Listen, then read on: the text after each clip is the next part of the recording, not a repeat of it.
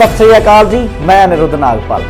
दोस्तों, अज किसानां ने कीता फतेह मार्च का ऐलान।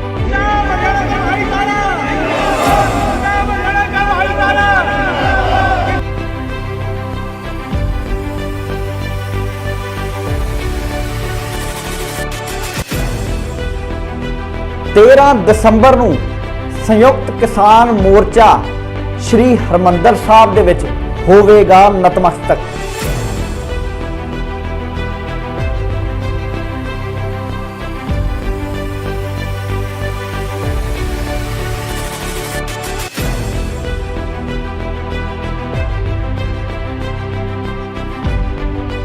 इस वक्त दिल्ली के बार्डरां ते मेले वर्गा माहौल।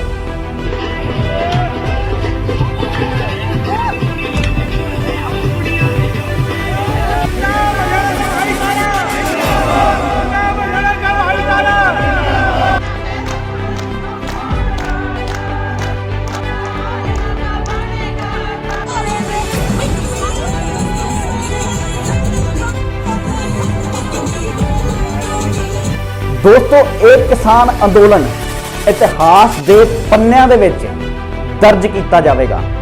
इस किसान अंदोलन दे विच 700 तो वध किसान शहीद हो गए ते किसानां दे ठाठा मारदे जत्थियां ने यह साबित कर दिता कि एके दे विच ही बल है।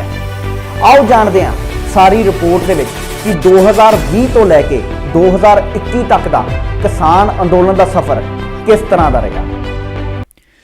ਅੱਜ किसान अंदोलन की चर्चा इकल्ले भारत देश दे विच ही नहीं बल्कि पूरी दुनिया भर दे विच है। किसान अंदोलन की गूंज भारत की संसद तो लैके ब्रिटेन कैनेडा की संसद तक पहुंची।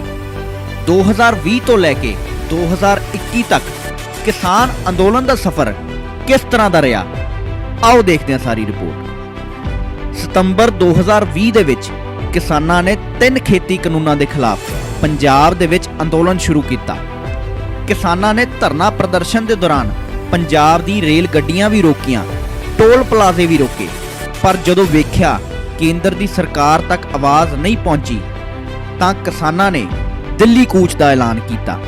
फिर 26 नवंबर 2020 नूं किसान ट्रैक्टर ट्रालियां लैके दिल्ली वाल नूं तुर पे ते यह ऐलान किया कि 3 खेती कानून रद्द करवा के ही मुड़ांगे। दिल्ली वाल जांदे किसानां नूं 26 नवंबर 2020 नूं पहला ਸਿੰਘੂ बॉर्डर ते रोकिया गया। उस तो बाद किसान ਸਿੰਘੂ बॉर्डर ते धरने ते बह गए ते नाल ही किसान टिकरी कुंडली गाजीपुर बॉर्डर ते भी डट के बह गए। इस किसान मोर्चे के दौरान 700 तो वध किसान शहीद भी हो गए। 22 जनवरी 2021 तक किसानां दी केंद्र सरकार दे नाल 11 दौर की मीटिंग भी हो चुकी सी, पर उदों तक उन्हां मीटिंगां दे नाल किसानां दा कोई हल नहीं निकलिया, क्योंकि किसानां दा कहना सी कि ये 3 खेती कानूनां नूं सिरे तो रद्द किया जावे। पर सरकार उस वेले तक कानून रद्द करन दे मूड दे विच नहीं सी। 3 दसंबर 2020 नूं सरकार ने किसानां नूं यह आश्वासन दिता कि MSP जारी रहेगी, पर किसानां दा कहना सी कि सरकार नूं MSP ते कानून लैके आउणा चाहीदा। पर हुण अंदोलन नूं सस्पेंड होण तो बाद सरकार इस ते मंथन कर रही है ते संयुक्त किसान मोर्चा दी कमेटी दे नाल जनवरी 2022 नूं चर्चा भी करेगी।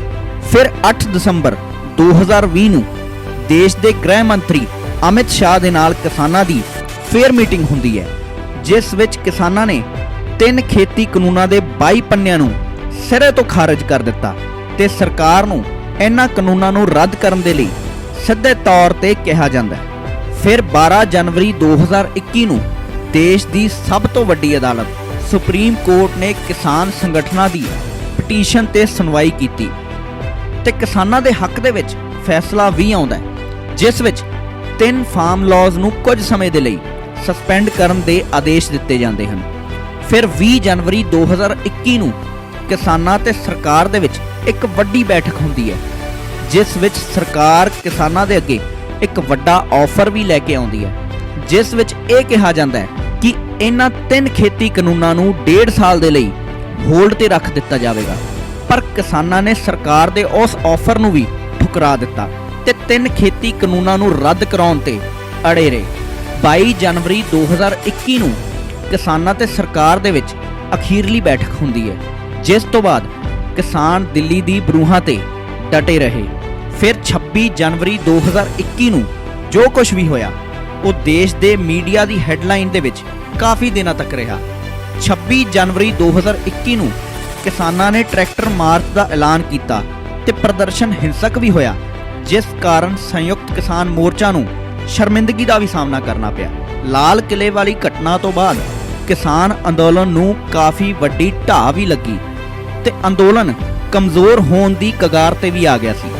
ਪਰ ਉਸ ਤੋਂ 2 ਦਿਨ ਬਾਅਦ 28 ਜਨਵਰੀ 2021 ਨੂੰ ਰਕੇਸ਼ ਟਕੈਤ ਦਾ ਇੱਕ ਭਾਵੁਕ ਵੀਡੀਓ ਵਾਇਰਲ ਹੁੰਦਾ ਹੈ, ਜਿਸ ਵਿੱਚ ਰਕੇਸ਼ ਟਕੈਤ ਭਾਵੁਕ ਹੋ ਜਾਂਦੇ ਨੇ ਤੇ ਦੇਸ਼ ਦੇ ਸਾਰੇ ਕਿਸਾਨਾਂ ਨੂੰ ਇਕੱਠੇ ਹੋਣ ਦੀ ਅਪੀਲ ਕਰਦੇ ਨੇ। ਉਸ ਵੀਡੀਓ ਤੋਂ ਬਾਅਦ ਕਿਸਾਨ ਅੰਦੋਲਨ ਦੇ ਵਿੱਚ ਇੱਕ ਨਵੀਂ ਜਾਨ ਆਈ ਤੇ ਕਿਸਾਨ ਵੱਡੀ ਗਿਣਤੀ ਦੇ ਵਿੱਚ ਆਪਣੇ ਟਰੈਕਟਰ ਟਰਾਲੀਆਂ ਲੈ ਕੇ ਫਿਰ ਦਿੱਲੀ ਦੇ ਬਾਰਡਰ ਤੇ ਇਕੱਠੇ ਹੋਣੇ ਸ਼ੁਰੂ ਹੋ ਗਏ ਤੇ ਇੱਕ ਰਾਤ ਦੇ ਵਿੱਚ ਕਿਸਾਨਾਂ ਨੇ ਵੱਡਾ ਇਕੱਠ ਕਰਕੇ ਆਪਣੀ ਏਕਤਾ ਦਾ ਸਬੂਤ ਦਿੱਤਾ।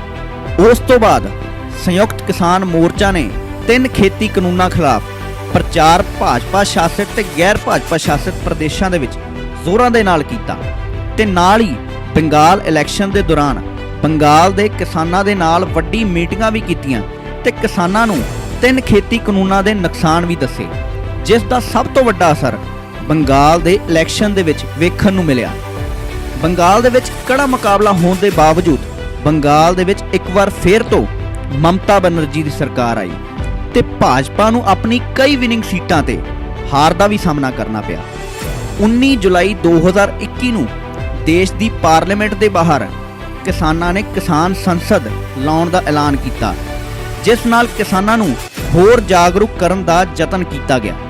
ਉਸ ਤੋਂ ਬਾਅਦ 5 ਦਸੰਬਰ 2021 ਨੂੰ ਕਿਸਾਨਾਂ ਨੇ ਮਹਾਪੰਚਾਇਤ ਲਾਉਣ ਦਾ ਐਲਾਨ ਕੀਤਾ, ਜਿਸ ਦਾ ਸਭ ਤੋਂ ਵੱਡਾ ਅਸਰ ਮੁਜ਼ੱਫਰਨਗਰ ਦੀ ਮਹਾਪੰਚਾਇਤ ਦੇ ਵਿੱਚ ਵੇਖਣ ਨੂੰ ਵੀ ਮਿਲਿਆ। ਮਹਾਪੰਚਾਇਤ ਦੇ ਵਿੱਚ ਕਿਸਾਨਾਂ ਨੂੰ ਵੋਟ ਕੀ ਚੋਟ ਦੀ ਅਪੀਲ ਕੀਤੀ ਗਈ। ਕਿਸਾਨਾਂ ਦੇ ਠਾਠਾ ਮਾਰਦੇ ਇਕੱਠ ਨੇ ਇੱਕ ਵਾਰ ਸਾਰਿਆਂ ਨੂੰ ਸੋਚਾਂ ਦੇ ਵਿੱਚ ਪਾ ਦਿੱਤਾ। ਉੱਤਰ ਪ੍ਰਦੇਸ਼ ਦੇ ਲਖੀਮਪੁਰ ਖੇਰੀ ਦੀ ਹਿੰਸਾ ਤੋਂ ਬਾਅਦ ਕਿਸਾਨ ਅੰਦੋਲਨ ਫੇਰ ਤੋਂ ਤੇਜ਼ੀ ਦੇ ਨਾਲ ਉਭਰਿਆ। ਸੰਯੁਕਤ ਕਿਸਾਨ ਮੋਰਚਾ ਹੁਣ ਤੱਕ ਮੰਤਰੀ ਅਜੇ ਮਿਸ਼ਰਾ ਦੀ ਬਰਖਾਸਤੀ ਦੀ ਮੰਗ ਕਰਦਾ ਰਿਹਾ ਤੇ ਪਰਿਵਾਰਾਂ ਦੇ ਨਾਲ ਇਨਸਾਫ ਦੀ ਮੰਗ ਲਗਾਤਾਰ ਜਾਰੀ ਹੈ। ਫਿਰ 19 ਨਵੰਬਰ 2021 ਨੂੰ ਦੇਸ਼ ਦੇ ਪ੍ਰਧਾਨ ਮੰਤਰੀ 3 ਖੇਤੀ ਕਾਨੂੰਨਾਂ ਨੂੰ ਰੱਦ ਕਰਨ ਦਾ ਐਲਾਨ ਕਰਦੇ ਨੇ ਤੇ ਨਾਲ ਇਹ ਵੀ ਕਿਹਾ ਜਾਂਦਾ ਹੈ ਕਿ ਉਹ ਕਿਸਾਨਾਂ ਨੂੰ ਆਪਣੀ ਗੱਲ ਸਮਝਾਉਣ ਦੇ ਵਿੱਚ ਅਸਮਰਥ ਰਹੇ। 26 ਨਵੰਬਰ 2021 ਨੂੰ ਕਿਸਾਨ ਅੰਦੋਲਨ ਨੂੰ ਪੂਰਾ 1 ਸਾਲ ਹੋ ਜਾਂਦਾ ਹੈ। ਉਸ ਦਿਨ 700 ਤੋਂ ਵੱਧ ਸ਼ਹੀਦ ਹੋਏ ਕਿਸਾਨਾਂ ਨੂੰ ਸ਼ਰਧਾਂਜਲੀ ਦਿੱਤੀ ਜਾਂਦੀ ਹੈ ਤੇ ਜਿੱਤ ਦੇ ਨੇੜੇ ਪਹੁੰਚ ਕੇ ਕਿਸਾਨ ਜਸ਼ਨ ਮਨਾ ਕੇ ਆਪਣੀ ਜਿੱਤ ਦਾ ਪ੍ਰਗਟਾਵਾ ਕਰਦੇ ਨੇ। ਫਿਰ 29 ਨਵੰਬਰ 2021 ਨੂੰ ਦੇਸ਼ ਦੀ ਸੰਸਦ ਦੇ ਵਿੱਚ 3 ਫਾਰਮ ਲਾਜ਼ ਨੂੰ ਰੱਦ ਕੀਤਾ ਜਾਂਦਾ ਹੈ ਤੇ ਇਸ ਦੀ ਖੁਸ਼ੀ ਇਕੱਲੇ ਭਾਰਤ ਦੇਸ਼ ਦੇ ਵਿੱਚ ਹੀ ਨਹੀਂ ਬਲਕਿ ਵਿਸ਼ਵ ਭਰ ਦੇ ਵਿੱਚ ਮਨਾਈ ਜਾਂਦੀ ਹੈ। ਯੂਰਪ ਦੇ ਕਿਸਾਨ ਯੂਨੀਅਨਾਂ ਦੇ ਵੱਲੋਂ ਭਾਰਤ ਦੇ ਕਿਸਾਨਾਂ ਦੇ ਸੰਘਰਸ਼ ਦੀ ਤਾਰੀਫ ਕੀਤੀ ਜਾਂਦੀ ਹੈ ਤੇ ਨਾਲ ਹੀ ਇਹ ਕਿਹਾ ਜਾਂਦਾ ਹੈ ਜਿਹੜੀ ਲੜਾਈ ਉਹ ਆਪਣੀ ਸਰਕਾਰ ਨਾਲ ਨਹੀਂ ਲੜ ਪਾਏ, ਉਹ ਭਾਰਤ ਦੇ ਕਿਸਾਨਾਂ ਨੇ ਸਾਬਤ ਕਰ ਦਿੱਤਾ ਕਿ ਸ਼ਾਂਤੀ ਤੇ ਏਕਤਾ ਦੇ ਨਾਲ ਲੜਾਈ ਕਿਸ ਤਰ੍ਹਾਂ ਲੜੀ ਜਾਂਦੀ ਹੈ। ਫਿਰ ਆਖਰ ਉਹ ਦਿਨ ਆ ਜਾਂਦਾ ਹੈ ਜਿਸ ਦਾ ਸਾਰਿਆਂ ਨੂੰ ਇੰਤਜ਼ਾਰ ਸੀ। 9 ਦਸੰਬਰ 2021 ਨੂੰ ਰਸਮੀ ਤੌਰ ਤੇ ਸਰਕਾਰ ਵੱਲੋਂ ਕਿਸਾਨਾਂ ਦੀਆਂ ਮੰਗਾਂ ਮੰਨ ਲਿੱਤੀਆਂ ਜਾਂਦੀਆਂ ਨੇ ਤੇ ਲਿਖਤੀ ਰੂਪ ਦੇ ਵਿੱਚ ਡਰਾਫਟ ਵੀ ਦਿੱਤਾ ਜਾਂਦਾ ਹੈ। ਸੰਯੁਕਤ ਕਿਸਾਨ ਮੋਰਚਾ ਦੇ ਵੱਲੋਂ ਇਹ ਐਲਾਨ ਕੀਤਾ ਜਾਂਦਾ ਹੈ ਕਿ ਹੁਣ ਕਿਸਾਨ ਆਪਣੇ ਘਰ ਨੂੰ ਵਾਪਸ ਜਾਣਗੇ ਤੇ 11 ਦਸੰਬਰ 2021 ਨੂੰ ਫਤਿਹ ਮਾਰਚ ਦਾ ਐਲਾਨ ਕੀਤਾ ਜਾਂਦਾ ਹੈ। 13 ਦਸੰਬਰ 2021 ਨੂੰ ਸੰਯੁਕਤ ਕਿਸਾਨ ਮੋਰਚਾ ਸ਼੍ਰੀ ਹਰਮੰਦਰ ਸਾਹਿਬ ਦੇ ਵਿੱਚ ਨਤਮਸਤਕ ਹੋਵੇਗਾ ਤੇ ਆਪਣੇ ਗੁਰੂ ਦੇ ਚਰਨਾਂ ਦੇ ਵਿੱਚ ਆਪਣੀ ਜਿੱਤ ਦਾ ਸ਼ਰੈ ਰੱਖੇਗਾ। ਦੋਸਤੋ, ਜੇ ਕੰਮ ਚੰਗਾ ਲੱਗਿਆ ਹੋਵੇ ਤਾਂ ਮੇਰੇ ਚੈਨਲ ਨੂੰ ਸਬਸਕ੍ਰਾਈਬ ਕਰ ਲਿਓ ਤੇ ਨਾਲ ਹੀ ਮੇਰਾ ਅਤੇ ਮੇਰੀ ਟੀਮ ਦੇ ਹੌਸਲਾ ਅਫਜ਼ਾਈ ਦੇ ਲਈ ਇਸ ਨੂੰ ਸ਼ੇਅਰ ਵੀ ਜ਼ਰੂਰ ਕਰ ਦਿਓ। ਧੰਨਵਾਦ।